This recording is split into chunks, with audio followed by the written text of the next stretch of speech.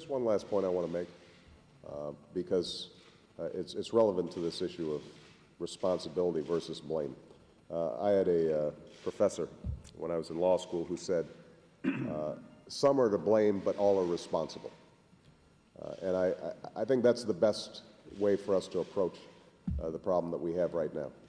I do think that across borders, there has been a tendency to believe that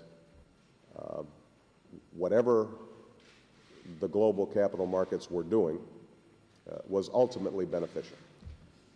I am a big believer in global capital markets and their potential to provide capital to countries that might not otherwise be able to grow, the possibilities of increasing living standards in ways that we have not seen previously in world history.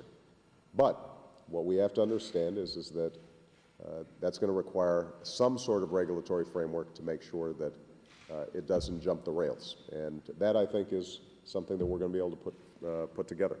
Look, never before has the world come together in this way to deal with an economic crisis. Any of the crises that we've seen since the Second World War, you have not had this level of international cooperation. And never before has the world come together with so many countries represented from so many different continents to address this crisis. So we have China, we have India, we have Argentina, Brazil, we have South Africa, we have Russia, as well as Europe and America and Japan. We are within a few hours, I think, of agreeing a global plan for economic recovery and reform. And I think the significance of this is that we're looking at every aspect.